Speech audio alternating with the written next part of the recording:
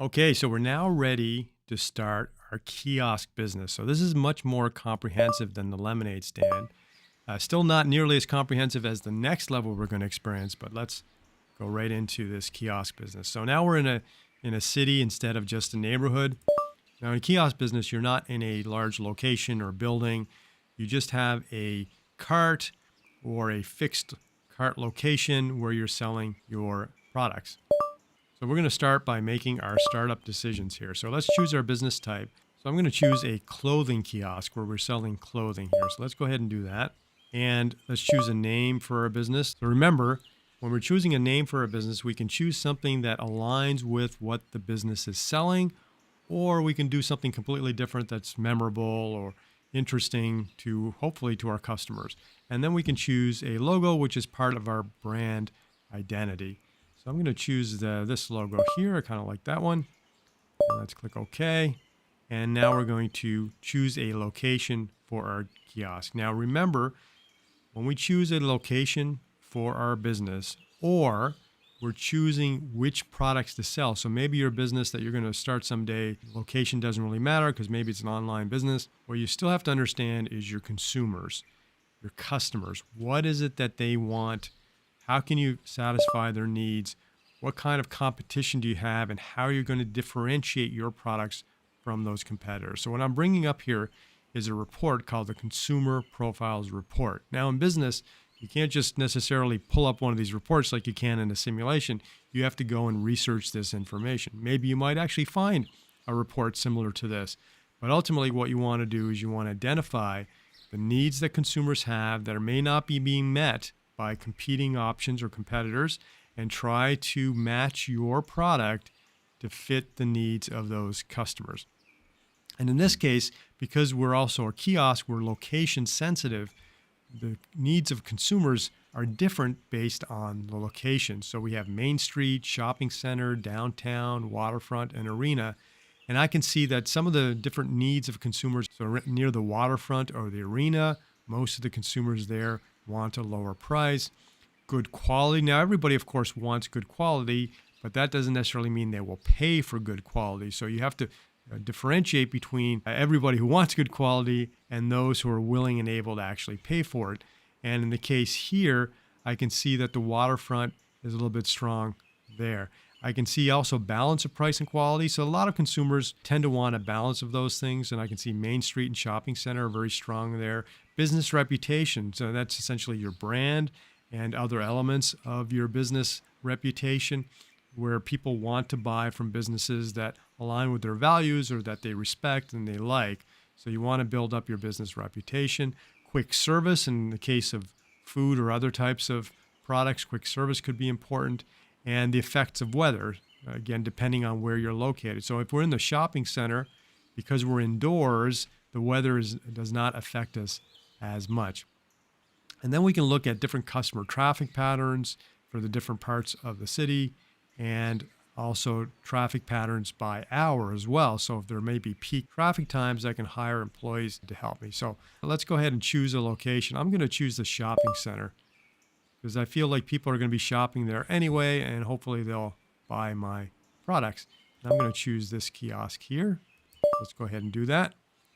All right, so we've made our startup decisions. Now we can do a business plan. So what's a business plan? That's very common. Before you start your business, you have some type of plan. And there's different ways to develop business plans. There are simple one-page plans.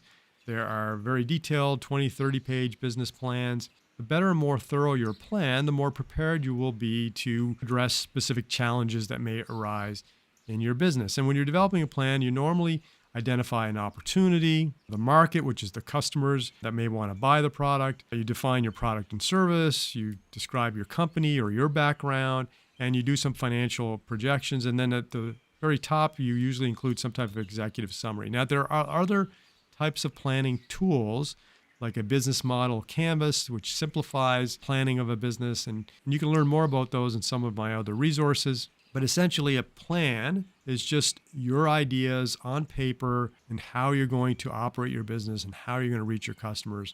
And if you're looking to partner with other people, whether you're raising money or bringing people on board, having a plan is going to help you accomplish those things. So we have our business set up. And by the way, when we started our business in this simulation, we were starting it with seed financing from personal savings. So seed financing, that refers to the money that you use to start a new business. It's called seed financing. And often that comes from the owner's personal savings. Sometimes you might bring an investor, but in many cases, it is just personal savings of the owner that they've collected and are using to start their businesses. And I can see that I had started this business with $8,000 in personal savings, and I had startup costs of $2,000. And I have a limited liability corporation as my legal structure with me owning 100% of the shares. Now that's getting a little bit granular in terms of business. There are other resources that I have that you can access to learn more about these concepts. But suffice to say, we started with $8,000. So let's go ahead now and close this window, check out our kiosk here in the shopping center, and let's look at our products.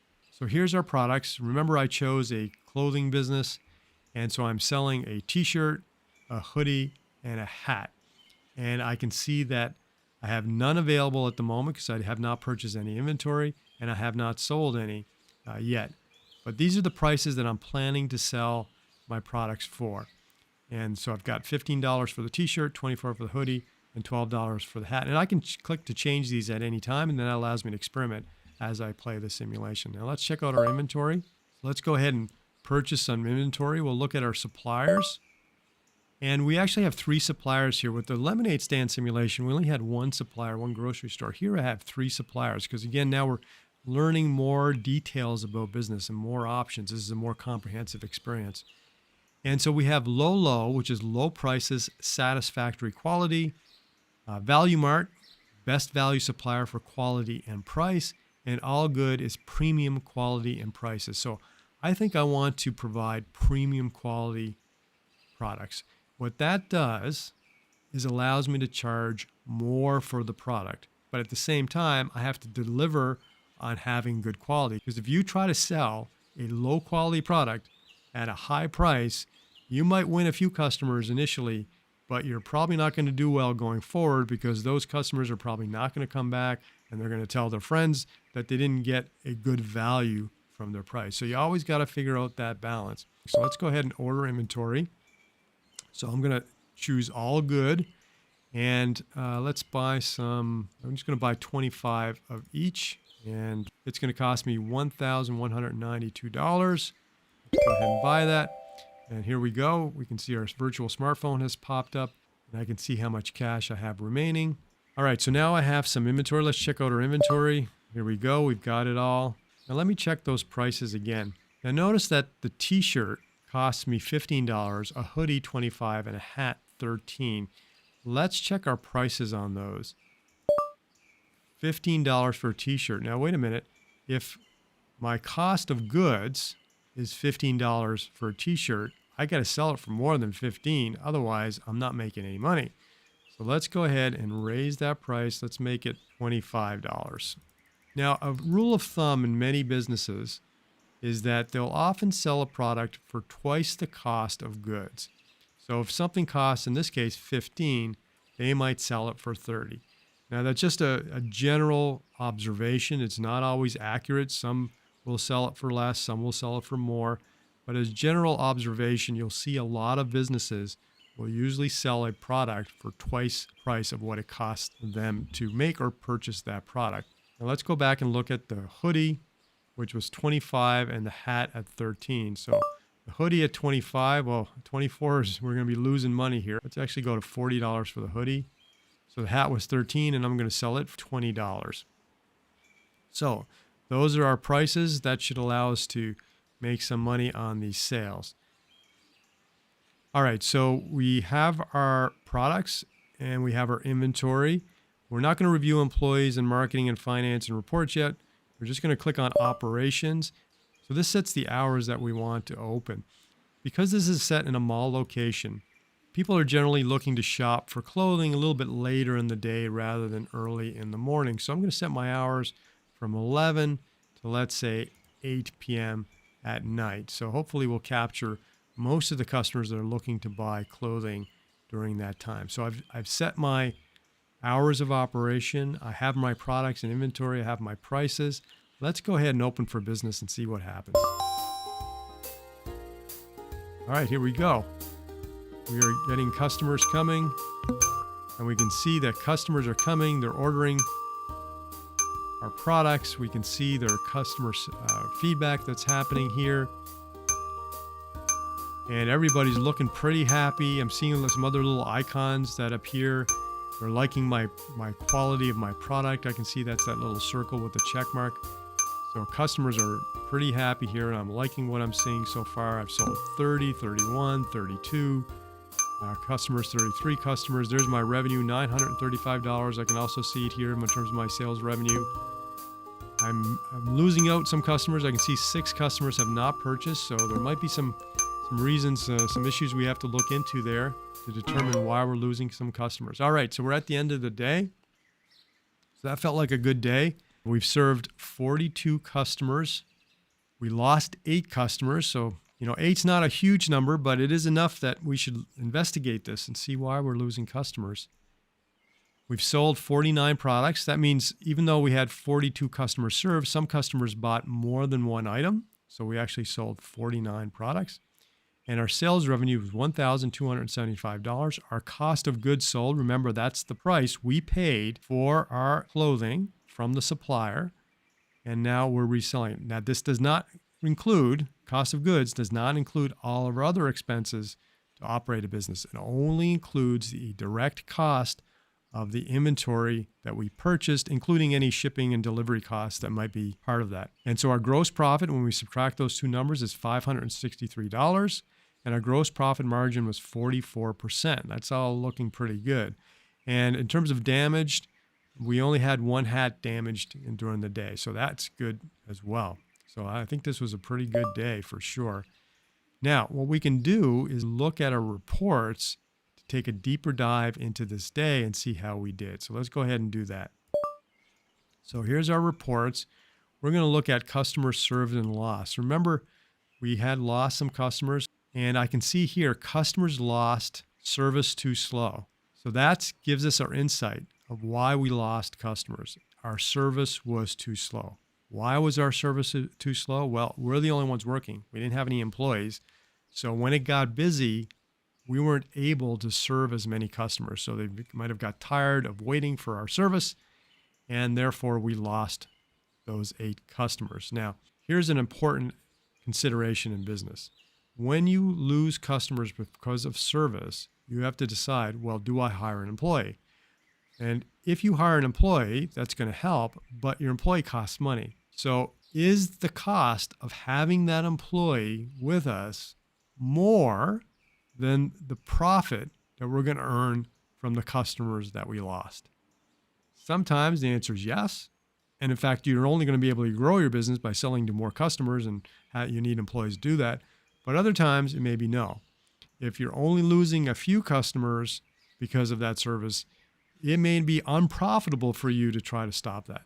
So these are real challenges that happen in real business, and you have to consider them in your own business. I can see my customer satisfaction level is 73%, which is pretty good, especially for our first day in business. Let's go back to our reports and look at our customer feedback. And let's see what our customer feedback says on day 1. We had negative feedback, which is these red icons, and positive feedback. So the negative feedback, you can see 18 people were unhappy with our service. Now remember, we lost 8 customers because of poor service or slow service, but 18 were unhappy about it. So 10 were unhappy with our service, but still purchased, still made a purchase, which is good, but maybe they won't be making a purchase in the future because of that negative experience. So earlier I was talking about how you have to determine if it's financially feasible to hire employees to reduce your lost customers due to service. And we looked at the number 8, but really we should be considering not only the 8, but now the other 10 or total 18 customers that had a poor experience with our service. A few customers, 3 out of the 42, thought our prices were a bit high. That's okay. There's always going to be customers that think prices are high, even for the lowest priced products. Now, if this number was much higher, that would worry me that the customers are feeling as though I'm not delivering good value. In other words, my price is too high compared to the quality of the product that I'm offering.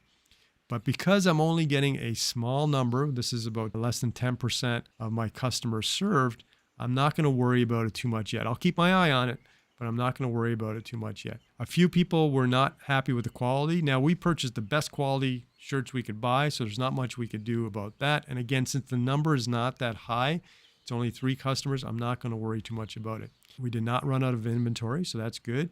And capacity, in other words, is our kiosk large enough to serve all the customers that came to us? And the answer is yes, because we didn't lose any customers due to capacity.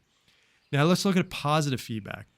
So no one gave us positive feedback on our service, which makes sense because our service, most people found it slow. 12 people gave us positive feedback on our prices. So think about that for a moment. Of the 42 customers that we served, about 30% of them were very happy with our price, and we had the highest quality product we could provide. So that's actually a really good sign. So even though 3 people didn't like our price, many more liked it. So what that suggests to me is that we are priced well. And also look at the quality here. Almost everybody, 39 out of 42 customers, gave us positive feedback on our quality. All good signs for our business. And these are good lessons for us to learn in terms of matching the needs of our customers when we're running a business. This is the core of running a successful business. And there's financial information, everything that we're talking about, which is incredibly important, of course. But the first step is understanding the needs of your customers and aligning your business, your product, your quality, your pricing, your service, aligning all of that to meet the needs of the customers that you want to serve. That's a core tenet of running a successful business, and we're experiencing it right here. Let's look at our product sales and inventory. Let's see what was selling the best. Okay, so all these numbers look the same because we've only played it for one day, but let's just look at this first column. So we sold 23 t-shirts, we sold 9 hoodies, and 17 hats. And that makes sense because our t-shirts and hats are much less expensive than our hoodies, so it's more likely we're going to sell more of the less expensive items. But this will help us forecast sales going into the future when we buy more inventory. Let's take a look at our income statement and our balance sheet. Now we're getting into accounting. So the income statement shows us all the money coming into the business, and then we subtract all the money going out of the business, money we've spent to operate the business, and that gives us our resulting profit. So we can see after day one, we had $1,275 in revenue or money coming into the business. We had $724 going out of the business because of our COGS, our cost of goods sold. That's what COGS stands for, cost of goods sold. That's the cost to buy our clothing, $724. And our net profit was $551. So this is what the income statement shows. So the income statement is one of the main financial reports when running a business. We have income statement, we have balance sheet, we have cash flow. Those are the key financial statements. So this is the income statement and shows us if we're making money. And now we can look at the details of this income statement. So there's all of our revenue lines, our sales of our products. We don't offer any services and we don't have any other income, unexpected income. So that's our total revenue. Here's our total cost of goods sold, our production and inventory costs. And that's our total COGS of $711 and our gross profit. These are the same numbers we saw above. But look at this now. Now we have other expenses. So unlike Lemonade Stand, where we didn't really have other expenses because it was a simplified business, here we actually do have other expenses. Now, right now, luckily, they're very minimal, but they're going to grow as we grow our business. So let's take a look at some of those. So we have rent. That's an expense. We have HR salaries, human resources. That's if we hire employees. Sales and marketing, if we conduct sales and marketing, or professional services or maintenance. Our inventory spoiled. So we did have a hat that was damaged, and that cost us $11.70. Where did that $11.70 come from? If you may remember, that was the cost that we paid to purchase a hat. Each hat was $11.70 from the all good supplier. And so that hat is damaged. We can't sell it. And now we're out that $11. And then we have taxes, interest on any loans or any bad debts. Bad debts is when somebody promises to pay us but doesn't, and then the income tax that we owe to the government. And so right now, the total expenses are only $11.70, very small, but these numbers are going to get much bigger as we run our business. And notice now, in order to get our net profit, our total net profit, we had to take our gross profit here, 563, and subtract all the expenses, and that determined our net profit. So at the end of the day, when we get that daily report that shows us our gross profit numbers, it doesn't include all these extra expenses. And in some cases, once we account for all these extra expenses, in other words, subtract them from the gross profit, we may actually not make any money. We may actually be losing money. Now, in this example, we've made money on day one. We haven't paid and incurred some bills yet. As we go, we may not make as much, or we may end up losing money. Very important financial information to keep track of when you're running your business. And that is the income statement. It shows you all the money coming in, subtracting all the money coming out, and the difference tends to be your profit. Let's take a look at a balance sheet. So a balance sheet shows you the value of your business at any time. So it's basically this formula. It's everything that you own. That's this called assets. An asset is something of value that you own. So an asset is everything that you own minus liabilities. A liability is something that you owe. So you take everything that you own, subtract everything that you owe, and that results in the equity or the value you have created in your business. Because when you start a business, it's zero. Business didn't exist before. There's nothing. There's no assets. There's no liability. There's no value in the business. If you have an idea, the idea itself is of no value. But when you actually start executing on that business and you start spending money to do your business startup, your business plans, you buy your inventory, to start setting up your kiosks or your location, now you're building up your assets. In some cases, you may be borrowing money, and that would increase your liabilities. But now you're building value in the business. And so far, we've only been in business one day. We have assets of $8,551. Now, remember, we started with some seed financing, which was our savings. And that's a big part of our assets. And we have no liabilities, which is good. We don't actually owe anybody any money. So the value we've created in our business is $8,551. Now, again, keep in mind, we started with some of our savings. It's considered as new value in the business because we invested in the business. And then we can look at the actual details shown in the report. So we can see in terms of our assets, what are the assets that we own? We have cash of $3,000. Now we started with $8,000. Now we have $3,000. Where did the other $5,000 go? Well, it went to, as we can see here, property, equipment, and startup.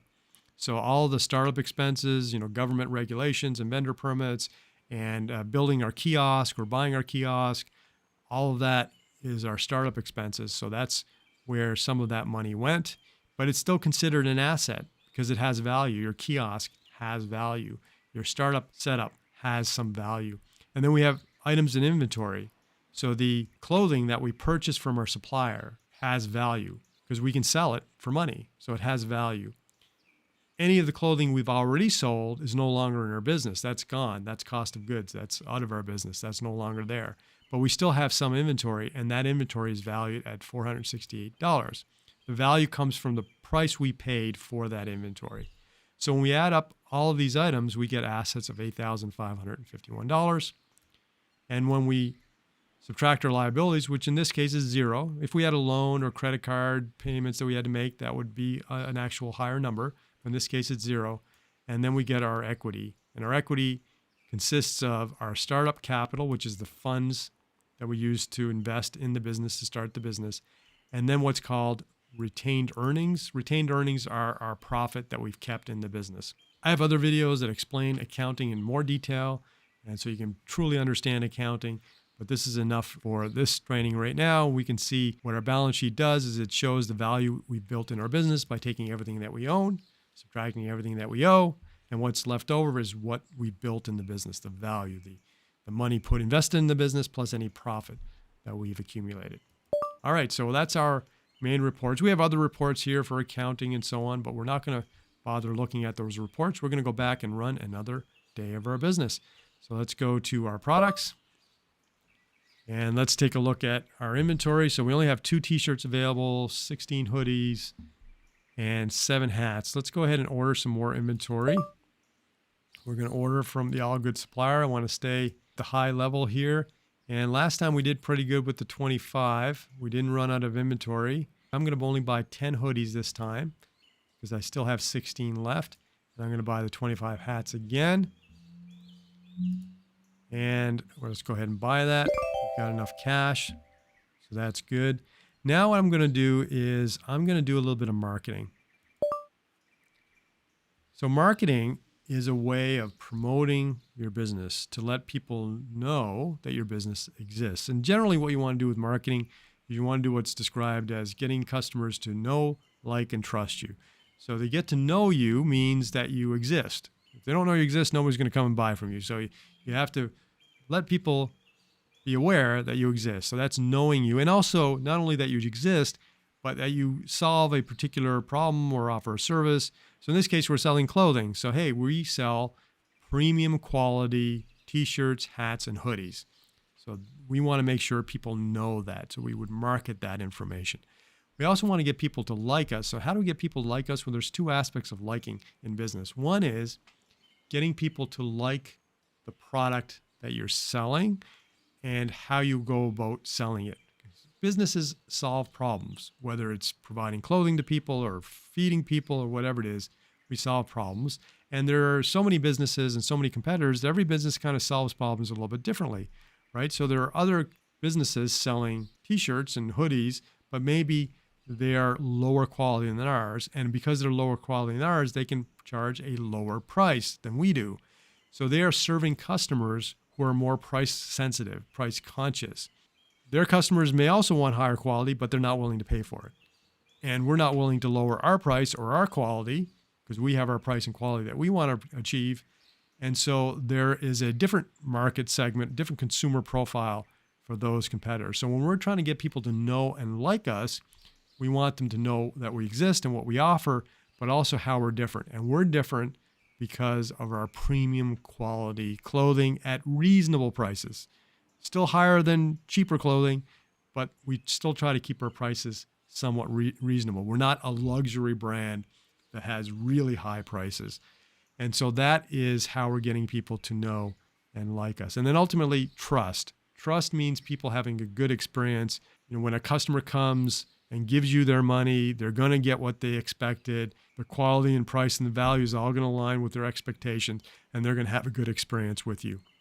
A great way to build up trust is through what's called case studies or social proof. It's by sharing stories of other customers who are very happy with your business. That's a really great way to build trust. Of course, the ultimate way to build trust is to serve a customer and have them have a great experience with you and then become a loyal customer that comes back and does repeat business with you. But when you first want to win that customer, you want to try to build trust through sharing of stories of other successful customer experiences that you've delivered. So that's knowing, liking, and trusting. And that's what we can do with our advertising. So what I can do here is I can spend $20 to improve the signage and the appearance of my kiosk. I can also give a little bit of boost of quality, just a small boost in maybe higher quality packaging, maybe the bags that I deliver my clothes in. Maybe I can make them a little bit nicer, more premium looking. So I'm going to invest a little bit of money there. And we can also do some advertising, maybe social media, some TV or podcast, or even have a busker perform in front of our kiosk to draw some attention.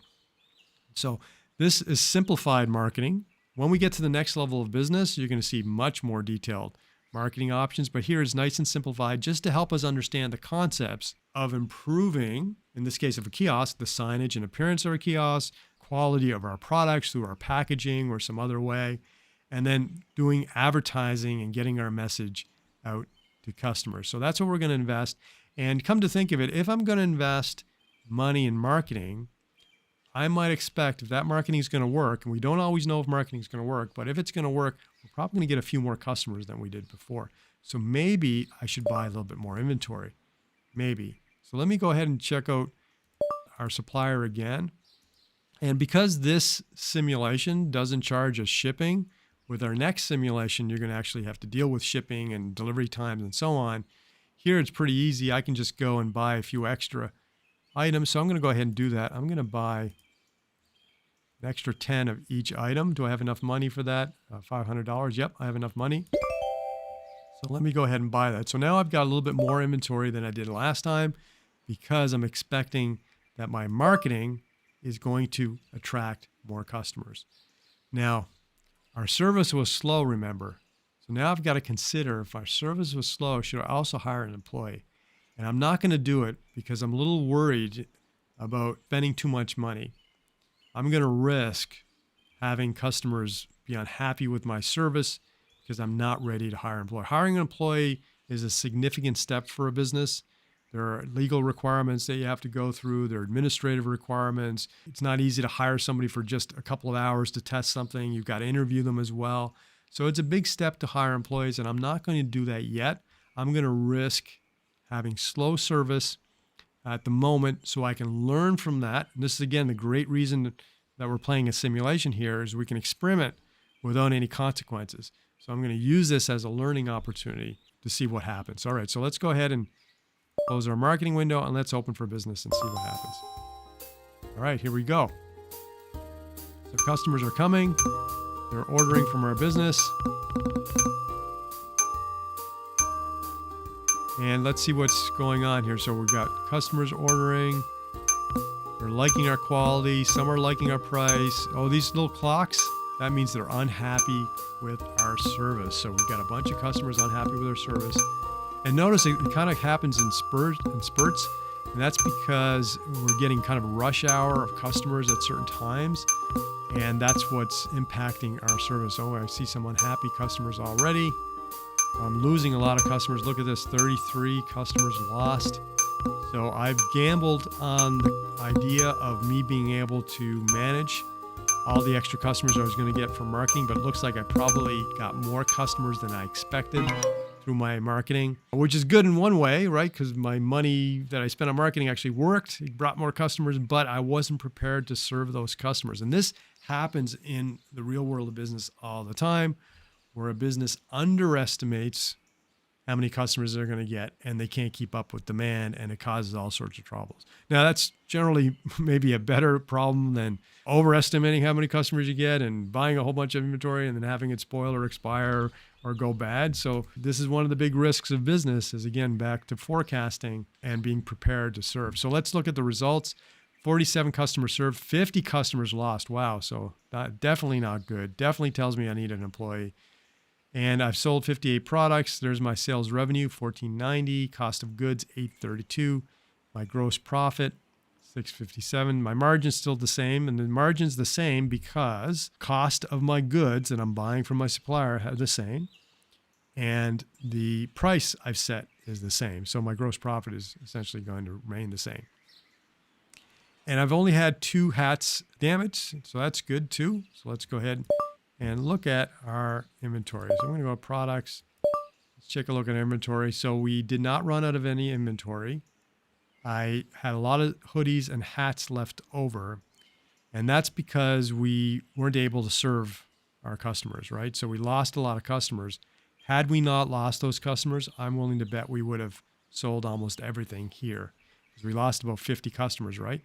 And there's, 48, 55-ish items in our inventory. We would actually had probably sold out everything or very close to selling out everything. Would have been a perfect day. But I gambled and I lost on that one. So let's go ahead and look at our reports. Let's look at our customer feedback. Here's day 2 is this row here. So there's 69 complaints about our service. So some customers may have complained multiple times. Price, not too many. So remember before we wanted to keep our eye on some customers concerned about price, but look at the positive feedback on price. Still significantly higher than the negative. So I'm happy with my price. I'm going to keep it there. Now, in the real world of business, you may have to experiment by adjusting prices here and there. We just got a little bit lucky here and got a decent price from the beginning.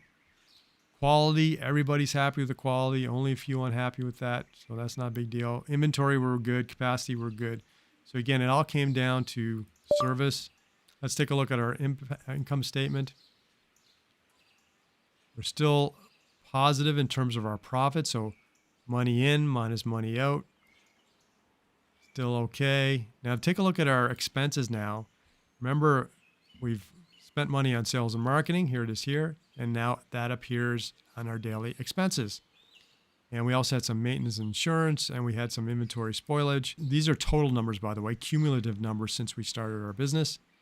And so these expenses are now going up, and they're eating into our profits.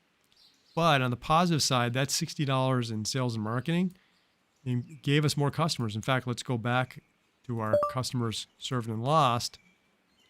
And we can see that we served about the same customers, but we lost an extra 42. So we actually gained about 40-ish customers from the previous day. So that marketing, $60 in marketing gave us an extra 40 customers. We could have made a lot of money on that. Now, that's the other thing about marketing too, is you have to really consider how much you're spending on marketing to win a customer. That's called your customer acquisition cost.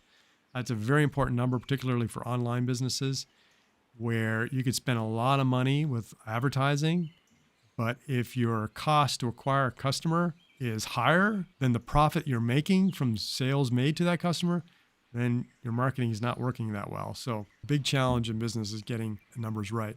So rather than keep going into any more reports, let's go ahead and look at our employees. Now, hiring employees is a real challenging business because the more experienced an employee is, the more you have to pay them, which is good for the employee because you want happy employees, of course. But at the same time, you've got to balance that with the cost of your business. And can you remain profitable with the salaries that you're proposing and any other benefits that you may be offering? Most responsible business owners want to have happy employees. They want to pay their employees well.